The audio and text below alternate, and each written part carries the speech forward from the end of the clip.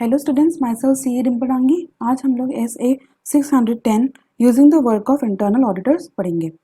अब ये ऐसे क्या बोलते हैं कि एक्सटर्नल ऑडिटर जो होते हैं उनकी सोल रिस्पॉन्सिबिलिटी होती है for audit opinion and that responsibility not reduced by use of work of internal audit function और internal auditor to provide direct assistance. इसमें क्या है कि जो भी एक्सटर्नल ऑडिटर होता है वो इसमें इंटरनल ऑडिटर का यूज़ कर रहा है काम को, तो using the work of internal auditor, तो उसके क्या ऐसे क्या बताता है उसके बारे में वो हम लोग इसमें पढ़ेंगे। तो इस ये बोल के रखा हुआ है कि उसकी रिस्पॉन्सिबिलिटी है ऑडिट ओपिनियन फॉर्म करने की। उसकी रिस्पॉन्सिबिलिटी रिड्यूस नहीं होगी अगर वो किसी इंटरनल ऑडिटर का काम को यूज़ करेगा तो। अब ऑब्जेक्टिव क्या होता है? ऑब्जेक्टिव क्या है इस ऐसे का? Determine whether work of internal audit function और direct assistant from internal auditor can be used and if so which area and to what extent. क्या हम लोग यूज़ कर सकते हैं क्या इंटरनल ऑडिट फंक्शन का, या फिर डायरेक्ट असिस्टेंस यूज़ कर सकते हैं क्या इंटरनल ऑडिटर का? अगर यूज़ कर सकते हैं तो कहाँ कहाँ हम लोग यूज़ कर सकते हैं, कितना हद तक यूज़ कर सकते हैं, तो वो हम लोग का ऑब्जेक्टिव रहेगा इसमें पढ़ने का। वेदर वर्क इज एडिक्वेट, क्या उसका जो काम है वो एडिक्वेट है क्या हम लोग के पर्पस ऑफ द ऑडिट के लिए। Using internal auditor to provide direct assistance, हमें बाद में पढ़ेंगे कि वो डायरेक्ट असिस्टेंस भी एज हम लोग को प्रोवाइड कर सकता है। अब क्या होता है डायरेक्ट असिस्टेंट, मैं आपको आगे बताऊंगी।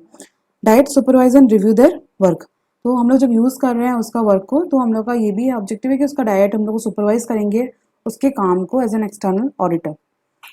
अब आता है डेफिनेशंस है कुछ कुछ। फर्स्ट है internal audit function. Internal audit function होता क्या है? Function of entity that performs assurance and consultant activities to evaluate and improve effectiveness of entities, governance, risk management and internal controls। तो internal audit function यही है कि वो ज़्यादातर किस पे ध्यान देते हैं? एंटिटी की गवर्नेंस वगैरह कैसे क्या है, उसके रिस्क मैनेजमेंट क्या क्या है, इंटरनल कंट्रोल्स कैसे हैं एंटिटी के अंदर, तो वो उन सबका ध्यान रखता है।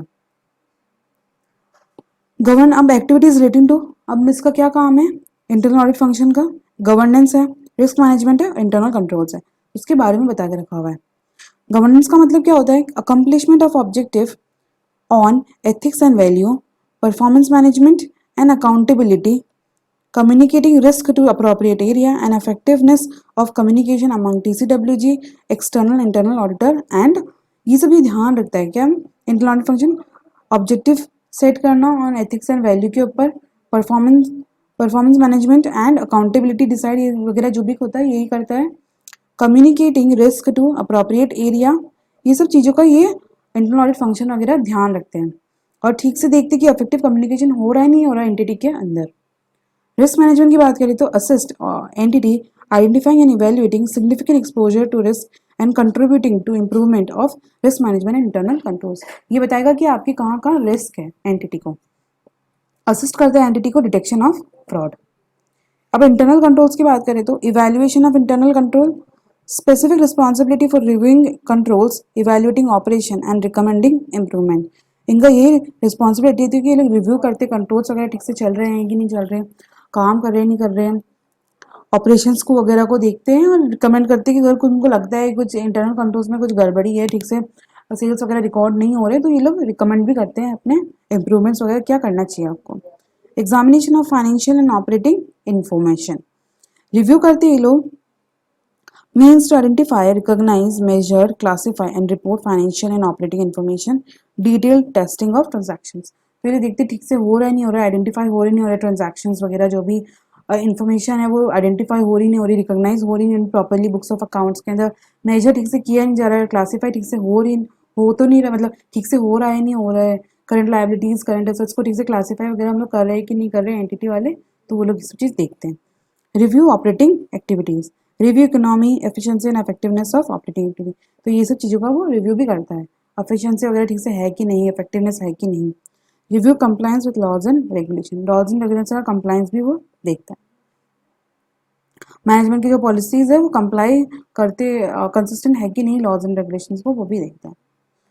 फिर the external auditor may use internal audit function for purpose in following ways, और वो कैसे यूज कर सकता है इंटरनल ऑडिट फंक्शंस को? To obtain information regarding the assessment of risk और material misstatement due to error और फ्रॉड, वो क्या कर सकता है इन्फॉर्मेशन ऑब्टेन कर सकता है इंटरनल ऑडिटर के थ्रू, जो भी फंक्शंस है उनके थ्रू वो देख सकता है कि कितना रिस्क है due to fraud and error, obtain understanding of the nature of internal audit function responsibility, its status within organization and activities performed. तो ये सब चीज़ें वो ऑब्टेन कर सकता है information. May decide to use work performed by internal audit function during the period in partial substitution of for audit evidence to be obtained directly by the external auditor. वो as an audit evidence भी उसका काम को वो use कर सकता है, substitute कर सकता है फॉर द ऑडिट एविडेंस. तो यहाँ पे वो इंटरनल ऑडिट फंक्शन के काम को यूज कर सकता है. फिर आता है कि determining weather in which area, क्या मेरे को इंटरनल ऑडिट फंक्शन का काम यूज करना चाहिए तो कौन कौन सी एरिया में एंड टू कितना हद तक मैं यूज कर सकती हूँ. The work of the internal audit function can be used. External auditor shall determine whether work of internal audit function can be used by evaluating the following. क्या मेरे को इंटरनल ऑडिट फंक्शन का काम पहले मेरे को ये देखना पड़ेगा कि मैं यूज कर सकती हूँ काम को. कैसे पता चलेगा? Extend to which internal audit function organizational status and policies and procedure subject objectivity है कि नहीं है उसके अंदर, तो वो मेरे को देखना पड़ेगा. उसका स्टेटस में कुछ कॉन्फ्लिक्ट ऑफ इंटरेस्ट वगैरह तो नहीं है एंटिटी के अंदर, नहीं है तो बढ़िया है, तो मैं इसका काम यूज कर सकती हूँ. तो मेरे को ये भी देखना पड़ेगा कितना हद तक वो ऑब्जेक्टिविटी है उसके अंदर. लेवल ऑफ कॉम्पिटेंस, कैसा उसका लेवल ऑफ कॉम्पिटेंस है. Whether IAF internal function apply systematic and discipline approach, क्या वो डिसिप्लिन है कि नहीं अपने अप्रोच में. तो ये तीनों चीज़ों को objectivity, competence, systematic and discipline approach को यहाँ पर तीनों में डिटेल में एक्सप्लेन करके रखा है. ऑब्जेक्टिविटी बात करें, ability to perform task without allowing bias, तो ये मैंने बोला था कि वो ऑब्जेक्टिव होना चाहिए उसके अंदर. ऑब्जेक्टिविटी वो मतलब किसी में तरह का उसके अंदर बायस का नहीं होना चाहिए, कॉन्फ्लिक्ट ऑफ इंटरेस्ट नहीं होना चाहिए, अनड्यू इन्फ्लुएंस नहीं होना चाहिए किसी और का उसके जजमेंट के ऊपर, जिस तब कि मैं उसका काम में यूज़ कर सकती हूँ. फैक्टर्स अफेक्टिंग इवैल्यूएशन, कैसे पता चलेगा इसमें ऑब्जेक्टिविटी है. Whether organizational status of IAF support ability to function free from bias, वो फ्री फ्रॉम बायस काम कर सकता है नहीं कर सकता. Conflict of interest and undue influence. Whether IAF free from any conflicting responsibility, कोई इसके मतलब एंटिटी के अंदर कोई दूसरी रिस्पॉन्सिबिलिटी नहीं है. कोई अगर जैसे अकाउंट्स डिवीजन में वो काम कर रहा है तो उसकी थोड़ी रिस्पॉन्सिबिलिटी आ जाती है, तो कन्फ्लिक्ट ऑफ द इंटरेस्ट हो जाता है दोनों के बीच में, तो वो है तो नहीं. Whether TCWG oversee employment decision related to IAF, example remuneration policy, कौन देखता है, क्या TCWG उसका देखते हैं क्या एम्प्लॉयमेंट वगैरह डिसीजन वगैरह कैसे क्या है. Whether there are any constraint और रेस्ट्रिक्शन, कोई रेस्ट्रिक्शन तो इम्पोज नहीं करके रखा है. Whether internal auditor member of professional body, अगर वो मेंबर होता है प्रोफेशनल बॉडी का तो एक हद तक रहता है कि हाँ वो इतना है उसके अंदर कंपेटेंस कि मैं उसको देख सकती हूँ, उसका काम को मैं यूज़ कर सकती हूँ. अब कंपेटेंस की बात करें तो attainment and maintenance of knowledge and skills to enable tasks to be performed diligently and in accordance with applicable performance standard. वो ठीक से काम कर पाएगा क्या, उसके अंदर है क्या कैपेबिलिटीज वगैरह जो भी है उसके पास वो है कि नहीं, क्या वो काम को ठीक से कर सके. Factors affect external auditor determination, अब वो कैसे पता चलेगा इसमें कंपेटेंस है कि नहीं, वो देखेंगे कि weather IAF adequately and appropriately resourced relative to size and nature of the entity, जितने इंटरनल ऑडिटर है चाहिए उतना ही अकॉर्डिंग टू द साइज उतने ही अपॉइंट करके रखे हैं कि नहीं. अगर कम रखेंगे तो ऑब्वियसली काम उनका डिटोरिएट होगा, वर्क क्वालिटी उनका कम हो जाएगा, तो मेरा चांसेस रहेगा कि मैं उनका काम को यूज़ नहीं करूँ. Whether there are established policies for hiring, training and assigning internal auditor to internal audit engagement, training वगैरह देते हैं कि नहीं. Whether adequate training, technical training and proficiency in auditing, professional designation experience वगैरह मैं चेक करूँगी क्या है उनका एक्सपीरियंस, क्या डेजिग्नेशन है उनकी. Whether process required knowledge entities FR and applicable FRF, उनके पास नॉलेज है कि नहीं जो भी एंटिटी के फाइनेंशियल रिपोर्टिंग है और जो भी FRF उनके ऊपर अप्लाई होते हैं वो. Whether are member of relevant professional body, है कि नहीं वो लोग मेंबर. फिर आता है कि factors affect whether IAF apply systematic and discipline approach, यहाँ बोलिएगा सिस्टमेटिक एंड डिसिप्लिन अप्रोच वो अप्लाई करते हैं, तो कैसे पता चलेगा कि अप्लाई करता है नहीं करता. Existence, adequacy and use of documented internal, क्या वो डॉक्यूमेंटेशन रखता है, डॉक्यूमेंटेशन रखना है इसका मतलब है कि वो अपने काम को सही ढंग से कर रहा है, तो I can rely more on him. Whether IAF has appropriate quality control policies and procedure, example those policies and procedure in SQC1 applicable to internal audit function. SQC1 के अंदर बता के रखा हुआ था इंटरनल ऑडिट फंक्शन की कुछ quality control policies and procedure क्या उसमें है कि नहीं, उनके पर अप्लाई है कि नहीं, वो लोग रखते, वो लोग अप्लाई करते हैं कि नहीं है SQC1 का, तो वो भी मुझे पता चलेगा कि हाँ उनके अंदर क्वालिटी कंट्रोल है तो I can rely on them. External auditor not use work of IAF if determine that, अब यहाँ एकदम उसका मैं काम को यूज नहीं कर सकती हूँ। कब? फंक्शन ऑर्गेनाइजेशनल स्ट्रक्चर्स, जो भी IAF है, organizational structure and policy and procedure, वो सपोर्ट नहीं करता ऑब्जेक्टिविटी। अगर उनके अंदर ये तीनों चीज नहीं होगी तो I can't rely on them. Lacks competence, not apply systematic and discipline approach, अगर तीनों नहीं होगा, ये अगर तीनों नहीं होगा तो I can't rely on them. फिर आता है कि determining the nature and extent of work of the internal audit function that can be use, अगर मेरे को लगा थी कि हाँ अब मैं यूज़ कर सकती हूँ उसके वर्क को, पर कितना हद तक और क्या क्या कौन कौन से एरिया में मैं इसको यूज़ करूँ, तो अब मैं वो देखूंगी। External auditor shall make all significant judgment and prevent undue use of IAF work. हाँ वो तो सही है, सिग्निफिकेंट जजमेंट में इसको यूज़ नहीं कर सकते हम लोग, और उसका जो डिसीजन लिया वो हम लोग यूज़ नहीं कर सकते। जहाँ पर हम लोग को डिसीजन लेना है, जहाँ सिग्निफिकेंट है, वहाँ हम लोग को ही लेना पड़ेगा, और हम लोग उस पर अनड्यू ज़्यादा यूज़ नहीं कर सकते उसके वर्क को।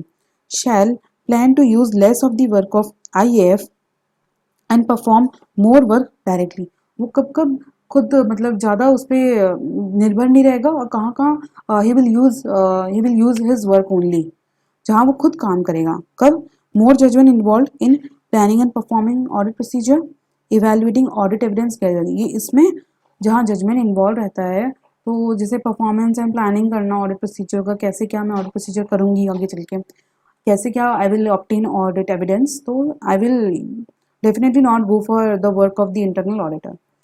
Higher assess risk of material mistake में मेरे को जहाँ लगता है द लेस IAF ऑर्गेनाइज, जहाँ उसका ऑब्जेक्टिविटी का है क्या है कम है, तो मैं ऑब्वियसली इसका काम को कम यूज करना चाहूंगी। लोअर लेवल ऑफ कॉम्पिटेंस है अगर तो। Example of work of IAF can be use by external audit, अब मैं कहाँ कहाँ उसके वर्क को यूज कर सकती हूँ? Testing operating effectiveness of controls, substantive procedures, limited, जहाँ पर लिमिटेड जजमेंट यूज होता है सब्सटैंटिव प्रोसीजर के अंदर, वहाँ I can use it. Observation of inventory counting, I can rely on him, तुमने इन्वेंट्री काउंटिंग कर ली है, I can rely on that.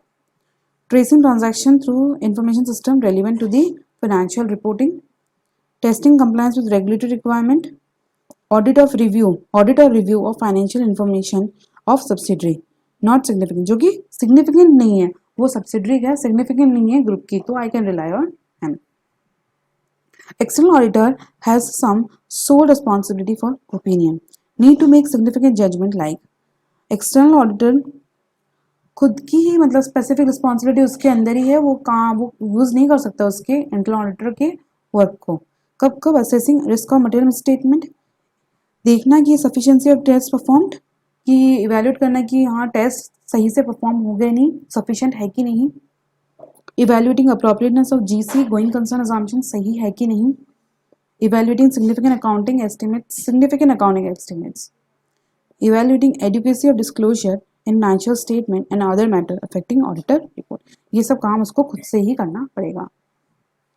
Using the work of internal audit function, अब यहाँ उसका काम को मैं अगर यूज कर रही हूँ तो if external auditor plans to use work of internal audit function, discuss planned use of their work with IAF as basis for coordinating the respective activities, यहाँ बोल के रखा है कि external auditor must communicate the work, जो वो use करने वाला है उसके काम को, ये हैव टू मतलब एक्सटर्नल ऑडिटर को बताना पड़ेगा IAF को, ताकि उनके बीच में कोऑर्डिनेशन आए। It may be useful to address the following, तो क्या क्या काम, क्या क्या मतलब कैसे एड्रेस करने में काम आएगा? Timing of such work, nature of the work performed, extent of audit coverage, materiality for financial statement as a whole and performance materiality, propose method of क्या मैं सेलेक्ट करने वाली हूँ, सैम्पल साइज वगैरह, डॉक्यूमेंटेशन, रिव्यू एंड ये सब आप बताओ उनको इंटरनल ऑडिट फंक्शन को, ताकि आपके बीच में कोऑर्डिनेशन आए। अब कोऑर्डिनेशन के बारे में बात करें तो coordination between external auditor and IAF effective कब इफेक्टिव होगा? जब मैं डिस्कशन एक अप्रोप्रिएट इंटरवल के अंदर होता है, तो हम लोग बैठ के दोनों internal auditor as well as the external auditor बैठ के टाइम पे एक अप्रोप्रिएट इंटरवल पे वो लोग डिस्कस करते हैं कोई भी थिंग्स वगैरह को। External auditor inform IAF of significant matter that may affect function, external auditor inform करेगा IAF को भी सिग्निफिकेंट मैटर्स जो कि अफेक्ट करेगा उसके फंक्शंस को, जो कि अफेक्ट उसके इम्पॉर्टेंट है उसके काम के लिए, तो वो जहाँ जहाँ उसको मिलेगा कुछ भी इंफॉर्मेशन वो डायरेक्टली कम्युनिकेट कर देगा आईएएफ को। ऐसा का ऐसा external auditor access to relevant reports of IAF, external auditor reports दे सकता है आईएएफ का, and is informed of any significant matter that come to attention of the function. दोनों तरफ से वो लोग एक दूसरे को कम्युनिकेट करेंगे जो भी सिग्निफिकेंट मैटर्स वो लोग अराइज उनको दिखता है तो। External auditor perform sufficient audit procedure to determine adequacy of IAF work, including evaluating whether वो sufficiently audit procedure perform करता है कि क्या उसका जो internal audit function का जो काम है वो adequate है कि नहीं। Whether वो देखिएगा कि work properly planned, performed, supervised, reviewed and documented, sufficient appropriate evidence obtained to enable function to draw reasonable conclusion reach, ये सब वो लोग करते हैं नहीं करते इंटरनल ऑडिट फंक्शन। अगर वो लोग करते हैं तो मैं बोल सकती हूँ उनका काम एडिक्वेट है and I can rely on them. Procedure to evaluate quality of work performed and conclusion reached by IAF in addition to the re performance. मेरे को देखना है कि उनके काम में क्वालिटी है कि नहीं, तो मैं कैसे इंक्वायरी करके पता चलेगा। ऑफ अप्रोप्रिएट इंडिविजुअल, जो भी आईएएफ में काम करें उनसे इंक्वायरी करो, आप उनको ऑब्जर्व करो काम कैसे किस तरह से करते हैं, वो लोग सही से करते ही नहीं करते। रिव्यू करना उनके वर्क को, प्रोग्राम्स को, वर्किंग पेपर, जिससे मुझे एक हद तक पता चल जाए कि उनका काम कैसा रहता है। Nature and extent of external audit procedure shall be responsive to evaluation of, तो वो क्या दिखेगा, amount of judgment involve, nature and extent of external audit procedure, कितना हद तक मुझे ये सब ऑडिट प्रोसीजर करना पड़ेगा, इंक्वायरी वगैरह कितना हद तक मुझे करना पड़ेगा, ये किस पे डिपेंड रहता है कि अमाउंट ऑफ जजमेंट इन्वॉल्व अगर सिग्निफिकेंट है तो आई थिंक मेरे को खुद से करना चाहिए वो काम को rather then relying on the internal auditor. Assist risk of material misstatement, अगर रिस्क ऑफ मटेरियल मिसस्टेटमेंट किसी चीज़ में ज़्यादा है मैटर के अंदर, तो I should perform more inquiry and so that I can test the appropriateness of the, जो भी उनका काम है, इंडिविजुअल्स है आईएएफ के अंदर उनका कैसे काम चल रहा है, तो I can focus on more on the quality, मुझे ज़्यादा पता पड़ सकता है। Extend to which IAF organization, उनकी ऑब्जेक्टिविटी क्या है एंड लेवल ऑफ कॉम्पिटिशन, तो ये मेरा नेचर एक्सटेंड इस पे डिपेंड होगा मेरे को कितना ऑडिट प्रोसीजर परफॉर्म करना है, जो भी ऑडिट प्रोसीजर लिखे हुए हैं इस ऐसे के अंदर। Determining whether internal auditor can be use to provide direct assistance, अब डायरेक्ट असिस्टेंस के लिए वो यूज मैं इसको यूज कर सकती नहीं कर सकती। अब डायरेक्ट असिस्टेंट होता है क्या मैं आगे बताऊंगी। External auditor shall not use internal auditor to provide direct assistance, मैं उसके काम को डायरेक्ट असिस्टेंस नहीं कि मैं उसको बोलूँगी तुम ये काम करो तुम वो काम करो, मैं डायरेक्टली उसको बोल रही तुम मेरे को डायरेक्ट असिस्टेंट प्रोवाइड करो, मेरे लिए तुम काम करो, तो उसको बोलते हैं हम लोग डायरेक्ट असिस्टेंस। तो मैं उसको इंटरनल ऑडिटर को यूज़ नहीं कर सकती डायरेक्ट असिस्टेंस के लिए इफ़ मुझे लगता है कि सिग्निफिकेंट थ्रेट उसके अंदर ऑब्जेक्टिविटी की कमी है, मतलब वो थ्रेट है उसके अंदर। Internal auditor lacks sufficient competence to perform that task, propose task के लिए उसको परफॉर्म करने में कंपेटेंस वो एप्लीकेबल नहीं है, उसमें ज़्यादा कंपेटेंस नहीं है। अब ऑब्जेक्टिविटी की बात करें तो ऑब्जेक्टिविटी क्या होता है, ability to perform propose work without allowing bias, मैंने पहले बताया आपको, कॉन्फ्लिक्ट ऑफ इंटरेस्ट और अनड्यू इन्फ्लुएंस टू ओवरराइड, जो ओवरराइड कराएगा उसके प्रोफेशनल जजमेंट को। In evaluating existence and significance of threat to objectivity following factors may be relevant. अब यहाँ मुझे देखना है सिग्निफिकेंट थ्रेट तो नहीं है, तो क्या ध्यान रखना है मेरे को, extend to which IAF organization structure support, जो कितना सपोर्ट करता है ऑब्जेक्टिविटी को, उसका फैमिली एंड पर्सनल रिलेशनशिप है कि नहीं, अगर ज़्यादा हुआ तो ऑब्वियसली थ्रेट है उसका ऑब्जेक्टिविटी को। एसोसिएशन विद डिवीजन और department to which the work relates, significant financial interest other than remuneration on terms, कोई सिग्निफिकेंट फाइनेंशियल इंटरेस्ट तो नहीं है कि लोन वगैरह तो देके नहीं रखा हुआ उसको तो एंटिटी ने, तो ऑब्वियसली उसका ज़्यादा उस पर इंटरेस्ट रहेगा, फाइनेंशियल इंटरेस्ट उस एंटिटी में, और उसकी ऑब्जेक्टिविटी को थ्रेट पहुँचाएंगे। Other than remuneration on terms consistent, वो जो रेम्यूनरेशन भी होना चाहिए वो भी कंसिस्टेंट होना चाहिए, जो कि आप दूसरों को भी पे कर रहे हो किसी और एम्प्लॉय को, उनको बीच में कंसिस्टेंसी होनी चाहिए, तो ये हम लोग ऐसे डिसाइड कर सकते हैं। फिर आता है determining the nature and extent of work that can be assigned to internal auditor providing direct assistant, तो मैं डायरेक्ट असिस्टेंट में कितना काम दे सकती हूँ उसको मैं, तो कैसे पता चलेगा। Determining nature and extent of work may be assigned to internal auditor and nature and time and extent of direction supervision and review, ये मुझे करना पड़ेगा उसके वर्क को। एक्सटर्नल ऑडिटर शैल कंसिडर, कितना मुझे उसको काम वगैरह देना है, कैसे पता चलेगा। अमाउंट ऑफ जजमेंट इन्वॉल्व, कितना जजमेंट है, अगर कम है तो आगे मैं दे सकती हूँ उसको काम ये सब करने के लिए। planning and performing and evaluating all evidence gathered, assessing ROMM, and evaluation of existence and significance of threat to objectivity and level of competence. ये भी मेरे को डिसाइड मेरे पर ये मेरे को देखना पड़ेगा कि उसके अंदर लेवल थ्रेट टू ऑब्जेक्टिविटी वगैरह है कि नहीं, लेवल ऑफ कॉम्पिटेंस है कि नहीं. अगर है, अच्छा लेवल ऑफ कॉम्पिटेंस है, हाई लेवल ऑफ कॉम्पिटेंस है, I can give more work to him. Example of activities and tasks not be appropriate to use internal auditor to provide direct assistant. अब direct assistant में कहाँ कहाँ में I can't use him. Discussion of fraud risk, however, may make inquiry of internal auditor about fraud risk factor. मैं उसको discussion ये fraud risk factor जो भी फ्रॉड रिस्क है उसके बारे में उसमें यूज़ नहीं कर सकती हूँ, पर मैं उससे एक बार इंक्वायरी जरूर कर सकती हूँ एज पर SA 315 के according. Determination of unannounced audit procedure, उससे मेरे को यूज़ नहीं करना उसको for the unannounced audit procedure as per SA 240 जहाँ हमको फ्रॉड बहुत ज़्यादा लगता है. Not use internal auditor to provide direct assistant to perform procedure that, ये सब एक्टिविटीज़ एंड टास्क में यूज़ नहीं करना, यहाँ पर कोई प्रोसीजर परफॉर्म करने में यूज़ नहीं करना है जहाँ पर जो प्रोसीजर इन्वॉल्व करेगा significant judgment, relate to higher assessed risk और material misstatement, relate to work with which internal auditor have been involved, plus and already been reported to management of और TCWG by the IAF, जहाँ पर वो खुद पहले involve रह चुका है और उसने मैनेजमेंट वगैरह को सबको बता दिया है वो काम. Relate to decisions external auditor make in accordance with SACs regarding IAF and use of its work or direct assistance. ये इसमें भी हम लोग इसको यूज़ नहीं कर सकते हैं. फिर आता है कि using internal auditor to provide direct assistance. Prior using internal auditor to provide direct assistance external auditor shall. अब मेरे को उसका डायरेक्ट असिस्टेंस यूज़ करने से पहले मुझे क्या करना चाहिए, मुझे ऑब्टेन करना चाहिए written agreement from authorise representative of the entity. मैं जो भी एंटिटी का जो भी रिप्रेजेंटेटिव होगा उसको मैं बोलूँगी मैं I am using the work of the internal auditor as an direct assistant. For the direct assistant the direct assistant will be allowed to follow external auditor. ये मेरा आपसे जो भी मैं बोलूँगी वो सुनेगा मेरे internal auditor. Instructions and entity will, और एंटिटी उस पर कॉन्ट्रा आप इंटरवेन नहीं करोगे कुछ किसी में भी. Obtain written agreement from internal auditor, मुझे इंटरनल ऑडिटर से भी लेना पड़ेगा कि तुम जो भी मैटर होगा उसको कॉन्फिडेंशियल रखोगे and inform any threat to their objectivity. और मुझे टाइम पे टाइम आप बताते रहना कि अगर आपकी कोई थ्रेट आ रही है ऑब्जेक्टिविटी में तो आप you can give me the information. The external auditor shall direct, supervise and review work performed by internal auditor. उसको क्या करना पड़ता है, एक्सटर्नल ऑडिटर को उसका रिव्यू करना पड़ता है उसके वर्क वगैरह को.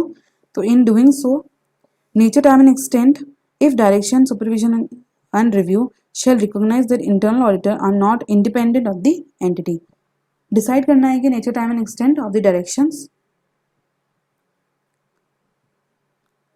That internal auditor are not independent of the entity.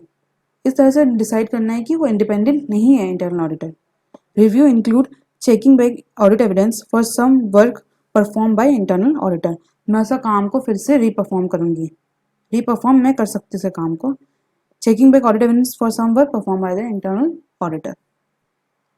Documentation की बात करें तो इफ एक्सटर्नल ऑडिटर यूजेस, अगर मैं एक्सटर्नल ऑडिटर को किस लिए यूज़ कर रही हूँ, या तो मैं work of internal audit function includes, अगर मैं इंटरनल ऑडिट फंक्शन का यूज़ कर रही हूँ या तो मैं उनका डायरेक्ट असिस्टेंस ले रही हूँ. तो डॉक्यूमेंटेशन क्या करना है मुझे, इवेल्यूशन ऑफ वेदर फंक्शन या फिर ऑब्जेक्टिविटी है कि नहीं उनके अंदर, level of competence, systematic and discipline approach, ये मेरे को डॉक्यूमेंट करना है जो मैंने पहले पढ़ा था.